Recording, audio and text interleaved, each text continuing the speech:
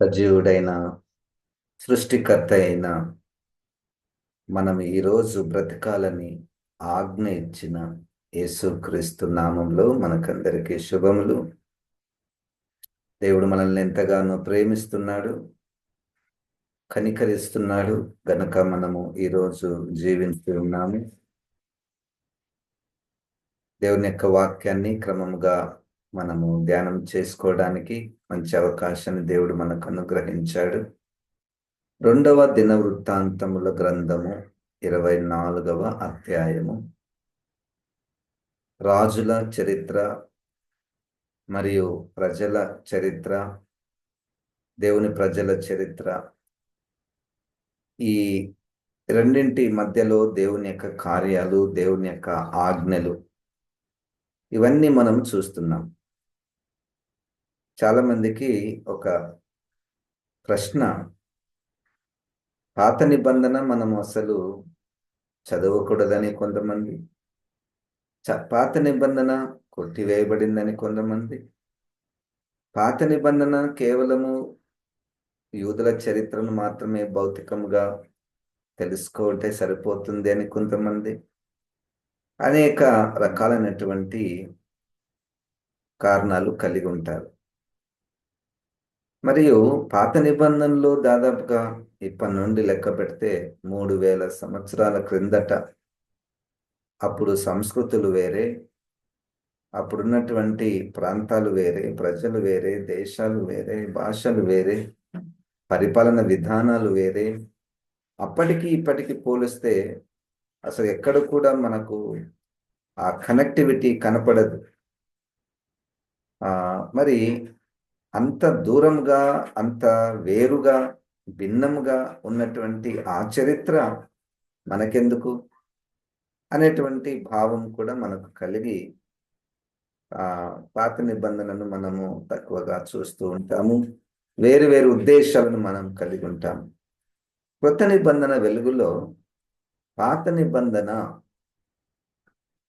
నిబంధన విషయంలో కొత్త నిబంధన దాన్ని ఎలాగూ చూస్తుంది. అయితే పాత నిబంధన అనే పదము కేవలము 39 పుస్తకాలన్నిటినీ పాత నిబంధన అని అనడం లేదు. పాత నిబంధనలో కూడా భాగాలు ఉన్నాయి. ఆ భాగాలలో మోషే ధర్మశాస్త్రం అని, ప్రవక్తలు అని, రాజులు అని, లేదా ఈ రైటింగ్స్ అంటారు, అంటే యోబు, కీర్తనలు, సామెతలు, ప్రసంగి, పరమగీతములు, ఇవి ఒక ఎత్తు, కీర్తనలు అని. సో కొత్త నిబంధన వారు ఒక్కొక్క భాగాన్ని ఒక్కొక్క రీతిగా వాళ్ళు చూస్తూ వచ్చారు.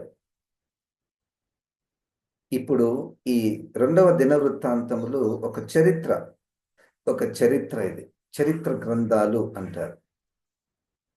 మొట్టమొదటిగా పంచ గ్రంథాలని, తర్వాత చరిత్ర గ్రంథాలని, తర్వాత రైటింగ్స్ అని, తర్వాత మేజర్ ప్రాఫిట్స్, మైనర్ ప్రాఫిట్స్ అని 5 భాగాలుగా మనం పాత నిబంధన చూస్తూ ఉంటాం. యేసుక్రీస్తు 5:17లో మత్తయి సువార్తలో, నేను ధర్మశాస్త్రాన్ని కొట్టివేయుటకు రాలేదు, నేను దానిని నెరవేర్చుటకే వచ్చాను. యేసుక్రీస్తు ధర్మశాస్త్రాన్ని ఏ విధంగా నెరవేర్చాడంటే గలతీలకు రాసినటువంటి పత్రికలో 3వ అధ్యాయములో మనం బాగా గమనిస్తే, ధర్మశాస్త్రాన్ని తప్పిపోయినటువంటి వారికి రావలసినటువంటి శిక్షను, శాపాన్ని తన మీద వేసుకొని అది నెరవేర్చాడు. అంటే ఇప్పుడు పాత నిబంధన ఎందుకు మనకు అంటే, చాలా విషయాలు, అవి వచనాలు కానీ, అవి వ్యక్తులు కానీ, సంఘటనలు కానీ, అవి యేసుక్రీస్తుని చూపిస్తున్నాయి. మొదటిది యేసుక్రీస్తులో నెరవేర్చబడుతున్నాయి. రెండవది యేసుక్రీస్తులో ఉడిగిపోయాయి అంటే వాటి కాలం అయిపోయింది, వాటి కాలము అయిపోయింది. మొదటి కొరింథీ 10:6 ప్రకారము పాత నిబంధనలో ఏవైనా మనకు అంటే జరగరాని కార్యాలు మనము చూస్తే అవి మనకు అంత్య దినములలో నివసిస్తున్నటువంటి మనకు బుద్ధి కలుగుటకై అవి మనం చదవాలి. అలాగ ఉండకూడదు. ఉదాహరణకు ఈ 24వ అధ్యాయంలో అలాగ ఉండకూడదు. యోవాషు రాజు మాదిరి ఉండకూడదు. బుద్ధి కలుగుటకై వాటిని మనము చదవాలి. హెబ్రీ పత్రిక 12వ అధ్యాయంలో 1వ వచనంలో ఈ పాత నిబంధన ఎందుకు చదవాలి అంటే, మేఘము వలె సాక్షులుగా వారందరూ మనల్ని ఆవరించి ఉన్నారు. 11వ అధ్యాయంలో ఉన్నటువంటి మంచి మంచి విశ్వాస వీరులు, ప్రార్థన పరులు, ధైర్యంతో దేవుని వాగ్దానాలను నమ్మినటువంటి వారు, విధేయత చూపించినటువంటి వారు, దేవునితో నడిచినటువంటి వారు, వాళ్ళు ఎప్పుడు కూడా ఒక మేఘాల మాదిరి మన చుట్టూ ఆవరించి ఉన్నారు. వాళ్ళు చుట్టూ ఉంటే మనం పరిగెత్తడానికి ఒక ప్రోత్సాహం, ఒక బలము. అందుకనే మీ ఎదుట ఉన్నటువంటి పరుగు పందెంలో ఓపికతో పరిగెత్తుట. సో పాత నిబంధన ఎందుకు మనము చదవాలి? పాత నిబంధనలో దేవుడిచ్చినటువంటి ప్రవచనాలు, అవి ఆ ప్రవచనాలు ఆ కాలంలో నెరవేరాయి. ఆ ప్రవచనాలు క్రీస్తు కాలంలో నెరవేరాయి. మరి కొన్ని ప్రవచనాలు ఇంకా నెరవేరబడవలసి ఉన్నటువంటివి. 8వ అధ్యాయము చివరి వచనము హెబ్రీయులకు రాసినటువంటి పత్రిక ప్రకారము చూడండి, పాత నిబంధన గురించి ఒక మంచి మాట మనం అక్కడ చూస్తాము. 8వ అధ్యాయంలో చివరి వచనము, ఆయన క్రొత్త నిబంధన అని చెప్పుట చేత మొదటిది పాతదిగా చేసి ఉన్నాడు. ఏది పాతగిలి ఉడిగిపోవును అది ఆశ్చర్యమగుటకు సిద్ధముగా అది అదృశ్యమగుటకు సిద్ధముగా ఉన్నది. పాత నిబంధన అది కొత్తది వచ్చినప్పుడు అది ఉడిగిపోయినది, అది అదృశ్యమగుటకు అంటే కనపడకుండా పోతుంది. ఏంటి ఇక్కడ ఉడిగిపోయినటువంటి విషయం ఏమిటంటే, పైన వచనాల్లో మనం చూస్తే, అప్పుడు ఆజ్ఞలు రాతి పలకల మీద ఇవ్వబడ్డాయి. ఎన్నని రాస్తారు రాత్రి పలకల మీద? ఎంతమంది ఉన్నారు లోకంలో? ఎన్ని రాస్తారు రాతి పలకల మీద? రాసినా కానీ ఎంతమంది దాన్ని చేరుకోగలరు? అందుకే కొత్త నిబంధన ఏంటంటే, దేవుడు అది ఇస్తూ, నేను నా నిబంధనలను, న్యాయ విధులను వారి మనసులోను వారి హృదయంలోను నేను రాస్తాను. అది కొత్త నిబంధన. కొత్త నిబంధన వచ్చే లోపల పాత నిబంధన ఉడిగిపోయినది. సరే, ఈరోజు మన ధ్యానము 2వ దినవృత్తాంతముల గ్రంథము 24వ అధ్యాయంలో 3 విషయాలు నేను మీ దృష్టికి తీసుకుని వస్తాను. నేను ఇది చదివినప్పుడు 3 విషయాలు దేవుడు నాకు గుర్తు చేశాడు. మొదటిది ఏంటంటే రెస్టోరేషన్, అంటే పునరుద్ధరణ. ఒకటి మంచి కార్యం జరిగింది. రెండోది రెట్రోగ్రెషన్. రెట్రోగ్రెషన్ అంటే తిరోగమనం, అంటే వెనక్కి మళ్ళడం. ముందుకు పోయేది వెనక్కి తిరిగి పోవడం. తర్వాత రెట్రిబ్యూషన్. రెట్రిబ్యూషన్ అంటే చేసిన పనికి తగిన తీర్పు, జరిగిన పనికి తగిన తీర్పు. మంచిదైతే మంచి తీర్పు ఉంటుంది, దేవునికి విరోధంగా ఉంటే దేవునికి విరోధమైనటువంటి తీర్పు కూడా ఉంటుంది. ఇక్కడ మొట్టమొదటిగా రెస్టోరేషన్ విషయంలో మనం గమనిస్తే చూడండి, 2వ వచనంలో, యాజకుడైన యెహోయాదా బ్రతికిన దినములన్నీయు యోవాషు యెహోవా దృష్టికి యథార్థముగా ప్రవర్తించెను. Something good to hear about this king Joash. ఇదే కదా దేవుడు ఎప్పుడు కూడా కోరుకునేటటువంటిది. సో యోవాషు చాలా చిన్న వయసులో రాజు అయ్యాడు. అద్భుతంగా ఇంతకుముందు ఝాన్సీ గారు మంచి మాట గుర్తు చేశారు. తల్లిదండ్రులైనటువంటి కుమారుడు ఆ త్రుటిలో ప్రాణాన్ని తప్పించుకున్నటువంటి వాడు, ఎవరికి ఏ మనసు వచ్చిందో ఆ ఆ ఆ కుమారుని రక్షించి ఒక దాది చేతిలో పెట్టి 6 సంవత్సరాలు కాపాడి దేవుని యొక్క నిబంధన, దావీదుతో చేసినటువంటి నిబంధన స్థిరపడాలని ఎంతోమంది మంచి ప్రధాన యాజకుడు ఉండి అన్ని సక్రమముగా జరిగిస్తూ ఉండడము, చాలా బ్లెస్డ్ లైఫ్ యోవాషుది. ఎంత ఆశీర్వదించబడినటువంటి జీవితము. దానికి తగినట్టుగానే ఆయన కూడా యథార్థముగా దేవుని దృష్టికి యథార్థముగా ప్రవర్తిస్తున్నాడు. మంచి లైఫ్ కలిగినటువంటి వాడు. 4వ వచనంలో, అంతటా యెహోవా మందిరమును బాగు చేయవలనని యోవాషునకు తాత్పర్యము పుట్టెను. ఇది మంచిది. తాత్పర్యము. రాజు ఉన్నాడు. రాజు primary responsibilities to rule or care their people.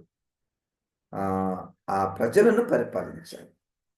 అయితే ప్రజలను పరిపాలించటంలో ఆయనకు ఒక దేవాలయం పట్ల, దేవాలయము బాగు చేయాలనని ఆయన తాత్పర్యము పుట్టెను.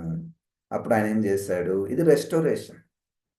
రెస్టోరేషన్ అంటే పడిపోయినటువంటి దాన్ని మరలా బాగు చేయుట.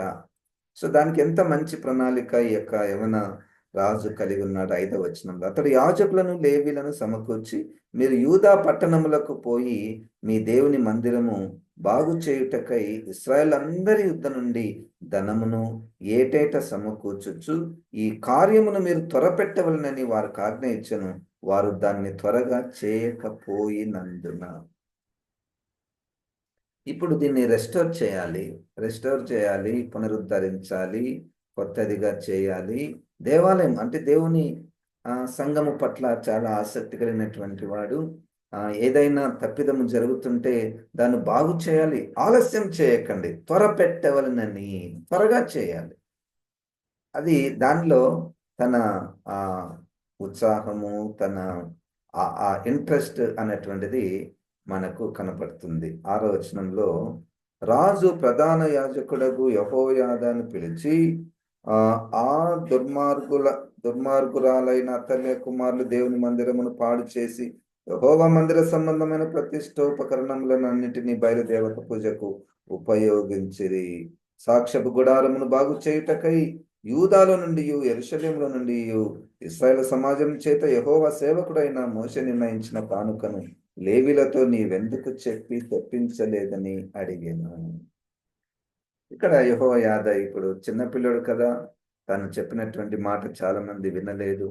అయితే యెహోయాదాను ప్రధాన యాజకుని పిలిచి మరలా ఆయనకు కూడా వివరిస్తున్నాడు.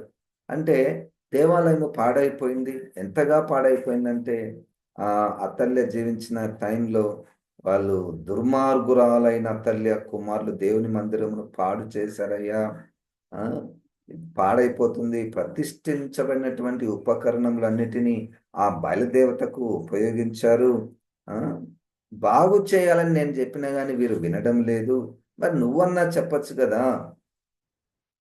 అంటే రెస్టోరేషన్లో ఒక ప్రయాస పడుతున్నాడు. అని చెప్తున్నాడు, వినలేదని మళ్ళా ఏదన్నా సరే మీ ఇష్టం అన్నాడా? కాదు. ఇంకొక ముందుకు అడుగేసి ఆ ప్రధాన యాజకునితో కూడా మోషే నిర్ణయించిన కానుకను లేవీలతో నీవెందుకు చెప్పి తెప్పించలేదు. అంటే మోషే ధర్మశాస్త్రానికి విలువను ఇచ్చినటువంటి వాడుగాను ఏ విధం చేతనైనను మంచిగా చేయాలని ఆయన ఉద్దేశం అయి ఉన్నది. 8వ వచనంలో, కాబట్టి రాజు ఆజ్ఞ చొప్పున వారు ఒక పెట్టెను చేయించి యెహోవా మందిర ద్వారము బయట ఉంచిరి.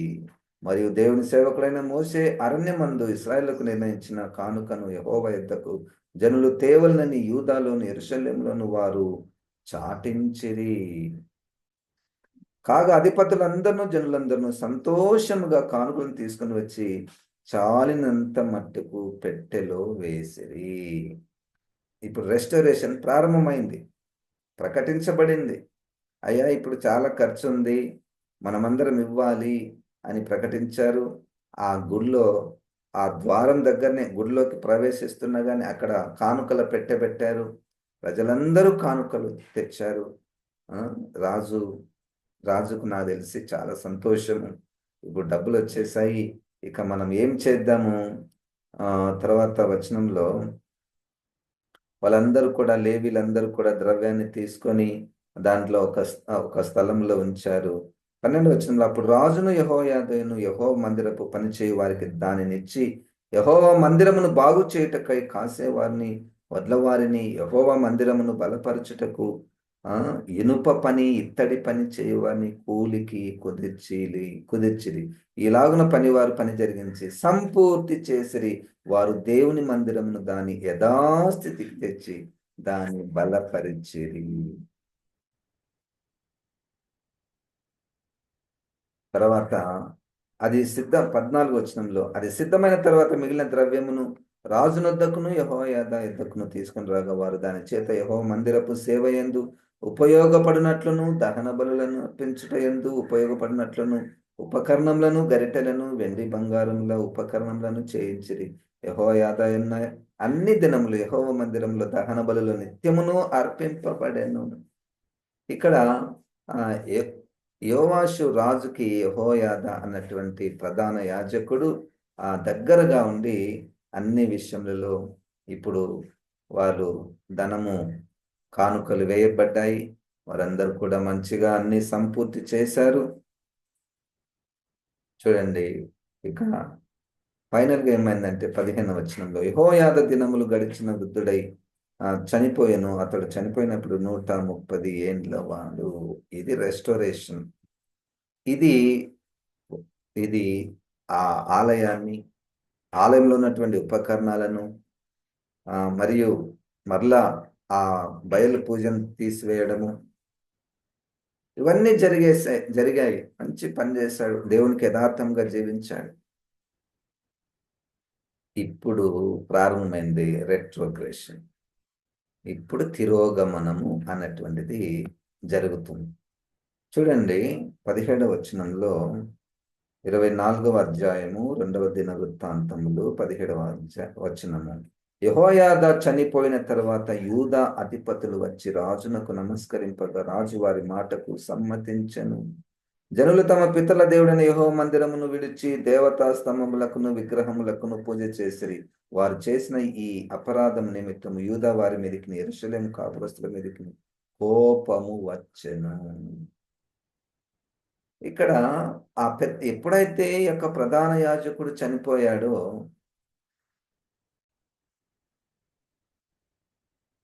వాళ్ళు ఒక అడ్వైస్ ఇచ్చారు. ఇక మేము ఈ దేవుణ్ణి మేము వెంబడించము. వెంటనే చూడండి, వారి మాటకు ఈయన సమ్మతించడం. మరలా విగ్రహం ఇంత కష్టపడి ఇంతమంది కానుకలు తెచ్చి, నాకు తెలిసి ఇవన్నీ యెహోయాదా ప్రధాన యాజకుడు చాలా మంచివాడు, పరిశుద్ధుడు, ధైర్యవంతుడు. చంపేస్తాడు యెహోయాదా ప్రధాన యాజకుడు. ఏదైనా తప్పు జరిగితే అత్తల్యాను వారినందరినీ ఎక్కడ కూడా స్పేర్ చేయడు. భయము. యెహోయాదా అంటే భయము. ఈయన 2 రకాల భయం. ఈయన పరిశుద్ధుడు. పరిశుద్ధుడు కనుక చాలా మంది భయపడతారు. తప్పు జరిగితే కూడా ఓర్చుకోనడు. తప్పు జరిగితే ఓర్చుకోగలడు. మరి అప్పటి వరకు బిగబట్టినట్టున్నారు ఈ నాయకులందరూ కూడా. ఈయన చావుకు ఎదురు చూస్తుండేవారు. ఎప్పుడైతే చనిపోయాడో రెట్రోగ్రెషన్ అన్నటువంటిది ప్రారంభమైంది.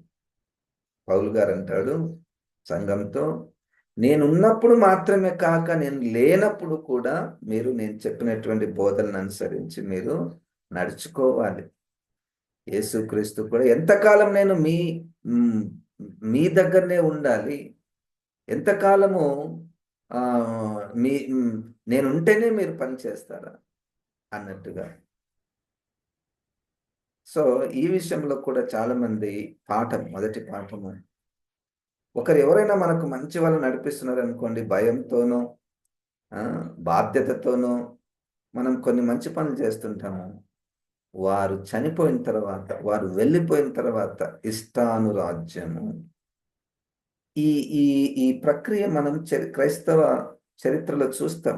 గతంలో మన తరం కంటే ముందున్నటువంటి వారు చాలా చక్కగా నడిపించారు సంఘాన్ని, కదండి.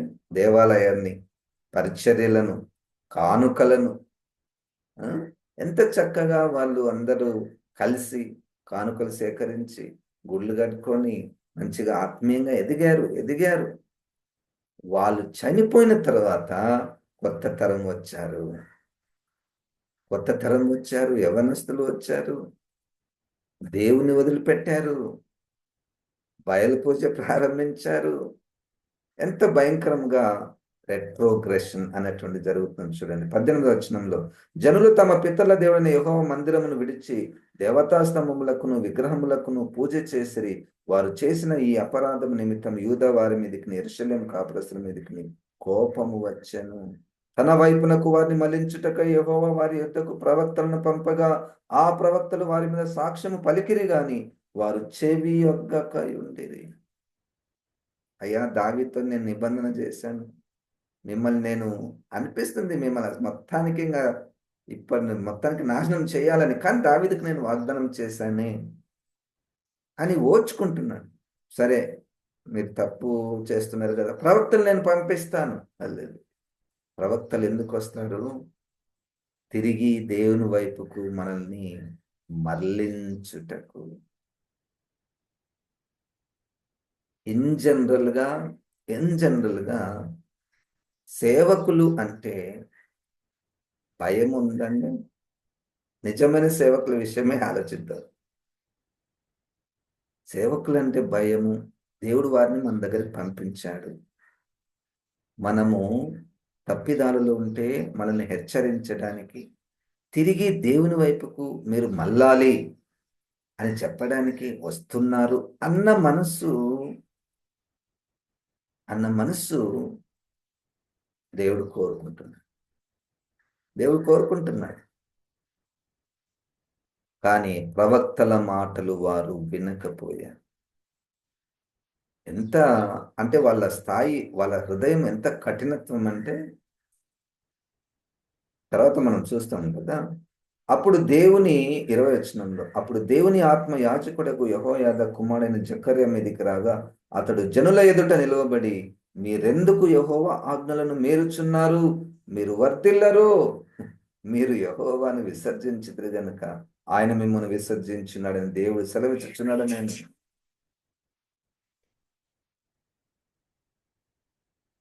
ఇక్కడ ఏమైతుంది చూడండి. మీరెందుకు యెహోవా ఆజ్ఞలను మీరుచున్నారు? కుమారుడు యెహోయాదా ప్రధాన యాజకుడు, పెద్ద ఆయన, వృద్ధుడు. ఆయన భయంతో ఇప్పటి వరకు ఉన్నాము. ఆయన పోయిండు, ఇక మేము ఫ్రీ అనుకున్నారు. కానీ ఆయన కుమారుడు కూడా అటువంటి వాడే, మంచి కుమారుడు. ప్రధాన యాజకుని యొక్క కుమారుడు జకర్యా కూడా మీరెందుకు యెహోవా ఆజ్ఞలను మీరుచున్నారు? మీరు వర్ధిల్లరు. ఎంత షార్ప్ పాయినెంట్ మెసేజ్ చూడండి. మీరు దేవునికి వ్యతిరేకంగా ఉంటే వర్ధిల్లరు, నో బ్లెస్సింగ్స్. దేవుని ఆజ్ఞలను పాటించడం లేదా, నో బ్లెస్సింగ్స్. ఈ సందేశాలు మనం ఎక్కడ వింటాం? ఇన్ జనరల్ చాలా దగ్గరలో ఉన్నారు. మంచి బోధకులు ఉన్నారు, మంచి ప్రవక్తలు ఉన్నారు, మంచి ధైర్యంగా చెప్పేవారు ఉన్నారు. కానీ ఇన్ జనరల్ ఒక ట్రెండ్ వచ్చేసింది. ఈ ట్రెండ్లో వాచ్ వర్డ్ ఏంటంటే ఆశీర్వాదము, వర్ధిల్లుట, అభివృద్ధి. ఆజ్ఞలు లేవు.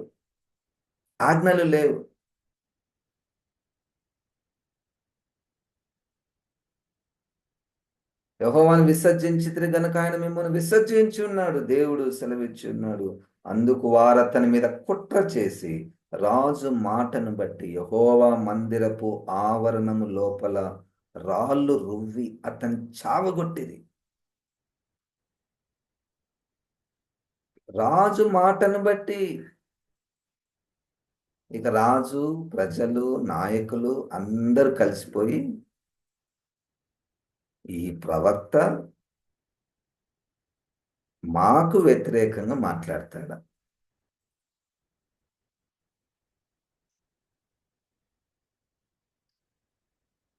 గనుక సంఘంలో సంఘం అభివృద్ధి కావాలి, రెస్టరేషన్ కావాలి. రెస్టరేషన్ ఒకవైపు జరుగుతుంది. దాన్ని రెట్రోగ్రెషన్ వెనక్కి తీసుకొని పోవడానికి అనేకులు ఉన్నారు. ఆ గుంపులో మనం ఉండకూడదు. సంఘము పాడు కావడంలో, వెనక్కి తిరగడంలో, బ్యాక్ స్లైడింగ్ లో ఆ గుంపుకు ప్రత్యక్షంగా కానీ పరోక్షంగా కానీ నేను కానీ నా కుటుంబము కానీ దాంట్లో నా చెయ్యి ఉండకూడదు. That should be our decision. This is the church of Jesus Christ. ఇది నాది కాదు, నేను కట్టింది కాదు. కట్టలే, నేను ఎట్లా కడతాను? ఇది నాది కాదు కదా. నేను ప్రాణం పెట్టానండి సంఘం కొరకు. ఎవరిది సంఘము అంటే ప్రాణం పెట్టిన వానిదే సంఘం. No question. నా సంఘము అన్నటువంటి మాట వేయింగ్ మిషన్ మీద పెడితే దానికి ఎంత చూపిస్తుంది? 0 చూపిస్తుంది. మనం బరువు కొలుసుకుంటాం కదా. నేను నిలబడితే ఒక 60-70 కేజీలు ఉంటుంది. నా సంఘం అన్నటువంటి దాన్ని నిలబెట్టినాం అనుకో 0 వస్తుంది. ఇది యేసుక్రీస్తు సంఘము. You cannot meddle with the church. మన ఇష్టం వచ్చినట్లు ప్రవర్తించడానికి కాదది. దైవ వాక్యానుసారంగా ప్రవక్తలు, ప్రధాన యాజకులు ఉన్నారు. సంఘములో ఉన్నటువంటివి రెస్టరేషన్ కావడంలో వారు ప్రయాసపడుతున్నారు. కానీ వీళ్ళు రెట్రోగ్రెషన్, చంపడము, వ్యతిరేకించడము, ఇక విగ్రహ పూజ చేయడము. ఈ ప్రకారం రాజైన యోవాషు జకర్యా తండ్రి అయిన యెహోయాద తనకు చేసిన ఉపకారమునకు మరిచిన వాడై అతని కుమారుని చంపించను. అతడు చనిపోయినప్పుడు యెహోవా దీన్ని దృష్టించి దీనిని విచారంలోనికి తెచ్చునుగాక. నేను జకర్యా అన్నాడు చనిపోకముందు, రాళ్ళతో కొట్టి చంపారు కదా, రాళ్ళతో కొట్టి చంపారు కదా. యెహోవా దీన్ని దృష్టిస్తాడు, దాన్ని విచారణలోనికి తీసుకుని వస్తాడు. అప్పుడు కూడా వాళ్ళకు కోపం పుట్టించే మాట. దేవుడు న్యాయం చేస్తాడు, దేవుడు న్యాయం చేస్తాడు. ఆ సంవత్సరం మందు సిరియా సైన్యము యోవాషు మీదకి వచ్చెను. వారు యూదా దేశం మీదకి, యెరూషలేము మీదకి వచ్చి శేషము లేకున్న జనుల అధిపతులను అందరినీ హతము చేసి తాము పట్టుకుని కొల్ల సమ్మంతయు దమస్కు రాజునొద్దకు పంపిరి.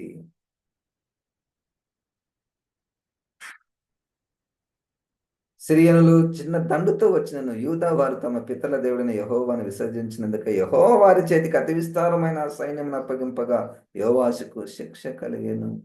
ఎంత మంచి మాటను తెలుసా అండి. ఈ సిరియనులు చిన్న సైన్యంతో వచ్చారు. చిన్న సైన్యం అంటే చిన్నగా యుద్ధం చేస్తారు. వాళ్ళు కొంత వాళ్ళకు తగినంత దోచుకుంటారు. అయితే ఇక్కడ యెహోవా అని వాళ్ళకి సహాయం చేసిందంటే ఎక్కువ దోచుకోండి అని, ఎక్కువ మంది చంపేసేయండి, మా వాళ్ళని చంపేసేయండి, నా ప్రజలనే చంపేసేయండి, దోచుకోండి నా ప్రజలను అని యెహోవానే శత్రువుకు సహాయం చేసెను. అసలు వినడానికే అది మనకు చాలా విచిత్రంగా కనపడుతుంది కదా. వారు యోవాషును విడిచిపోయినప్పుడు అతడు మిక్కిలి రోగి అయిండెను. అప్పుడు యాజకుడైన యెహోయాదా కుమారుల ప్రాణహత్య దోషము నిమిత్తము అతని సేవకులు అతని మీద కుట్ర చేసేది. పడక మీద ఉండగా అతని చంపిరి. అతడు చనిపోయిన తర్వాత జనులు దావీదు పట్టణం ముందు అతని పాతి పెట్టిరి, కానీ రాజుల సమాధులలో అతని పాతి పెట్టలేదు. ఆ సిరియన్లు వచ్చి ఈయనను గాయపరిచి తీవ్రంగా దెబ్బలు తిని పడక మీద ఉన్నాడు. పడక మీద ఉంటే తన సొంత సేవకులు ఎప్పటి నుంచి ఎదురు చూస్తున్నారో, ఎప్పటి నుంచి వాళ్ళు గమనిస్తున్నారో యెహోయాదాను, జకర్యాను, ఎప్పటి నుంచి వాళ్ళ గొప్ప కార్యాలను గుర్తు చేసుకుంటున్నారో, ఎప్పటి నుంచి ఈ పాడైపోయినటువంటి స్థితిని చూస్తున్నారో, ఇక సమయం వచ్చింది. పడక మీద ఉన్న వాడిని కూడా వదిలిపెట్టకుండా తన సొంత సేవకులు యోవాషును చంపేశారు. Rising to falling. అబ్బా, యోవాషు రాజు ప్రారంభంలో ఎంత గొప్పవాడండి, ఎంత గొప్ప స్థితి కదా, ఎంత మంచి కార్యాలు చేశాడు కదా, దేవుని ఎదుట యథార్థంగా ప్రవర్తించాడు కదా. కానీ చివరికి ఎంత భయంకరమైనటువంటి చీకటిలోనికి పడిపోయినటువంటి స్థితి. వీటిని ఏమంటారంటే డిస్పోజబుల్ క్రిస్టియన్స్ అంటారు. డిస్పోజబుల్ క్రిస్టియన్స్ అంటే డిస్పోజబుల్ ఆర్టికల్స్ మనకు కనపడతాయి కదా, అంటే మనం వాడి దాన్ని పడేస్తాం. చిన్న గ్లాసులు ఉంటాయి, ప్లాస్టిక్ గ్లాస్ చాయ్ తాగుతాం, వాడతాం, అవి ఉపయోగపడతాయి, ఉపయోగపడిన తర్వాత పడేస్తాం. యోవాషు కూడా ఉపయోగపడ్డాడు, కానీ తర్వాత డిస్పోజ్ అయిపోయాడు. ఆ ఫస్ట్ ఉపయోగపడినటువంటిది లెక్కలోనికి రాదు అని యెహెజ్కేలు గ్రంథంలో స్పష్టంగా చెప్పబడింది. ఒకని మొదటి క్రియలను బట్టి కాదు, వాని అంతములో చేసినటువంటి క్రియలను బట్టి తీర్పు ఉంటది. చాలా మంది దేర్ ఎండ్ లైఫ్ మొదట చాలా అద్భుతంగా ఉంటది, చాలా అద్భుతంగా ఉంటది. మంచి పరిచయం చేసేవారు ఉంటారు, మంచి సంఘానికి సహాయకరంగా ఉంటారు, భయభక్తులతో ఉంటారు. ఇక రాను రాను చివర్లో పడిపోయే అవకాశం ఉన్నది. యోవాషు లాంటి యథార్థంగా జీవించిన వాడే పడిపోయాడు. ఎంత పట్టుబట్టి సంఘాన్ని కట్టాడో, ఆ బాగు చేశాడో, పట్టుబట్టి మాట్లాడి తెండి, ఆ కానుకలు తెండి అని గ్యాదర్ చేసి, ఆ, ఎంత పనులను పెట్టి బలులను మరలా అర్పించి ఆరాధనను ప్రారంభించి మోషే ధర్మశాస్త్రం గుర్తు చేసుకొని ఎన్ని మంచి కార్యాలు, ఎంత దైవభక్తి, ఎన్ని గొప్ప కార్యాలు చేసిన తర్వాత ప్రధాన యాజకుని చేసిన మేలను మర్చిపోయి ఆయనను చంపడం, కుమారుని చంపడం, దేవుడు మరలా ప్రవక్తల ద్వారా పంపించినా గాని వారిని చంపించడం, వారి మాట వినకపోవడం, ఇది మన జీవితంలో జరగకుండును గాక. ఇది అంత్య దినములలో నివసిస్తున్నటువంటి వారికి బుద్ధి కలుగుటకై యోవాషు జీవితాన్ని దేవుడు మనకు చూపించాడు. ప్రభు మనకు సహాయం చేసి ఆ విధంగా ఉండకుండా మనము సంఘాన్ని నిర్మించుటలో దేవుడు మనల్ని వాడుకొనును గాక. జీవం గల దేవా, వాక్యమైన ప్రభా, నన్ను మమ్మల్ని ఆయన దీవించును, వాక్యానుసారంగా జీవించుటకు ప్రభా సహాయం చేయను. ప్రభా, నీ సంఘం కట్టబడుచుండగా ప్రభా మేము దాని ప్రోగ్రెషన్లో, రెస్టోరేషన్లో ప్రభా మేము పాలి భాగస్తులుగా ఉండుటకు అంతము వరకు గట్టిగా నిన్నే పట్టుకున్నటకు, యథార్థంగా జీవించుటకు సహాయం చేయమని యేసు నామమున ప్రార్థిస్తున్నాము తండ్రి, ఆమేన్. ఇప్పుడు మన పరమ తండ్రి అయిన దేవుని యొక్క ప్రేమ, వాక్యమైన యేసుక్రీస్తు యొక్క కృప, పరిశుద్ధాత్మ దేవుని యొక్క సహవాసం మనకందరికీ సదాకాలము తోడై ఉండును గాక. ఆమేన్. ఆమేన్. దేవుడు మనల్ని దీవించును గాక.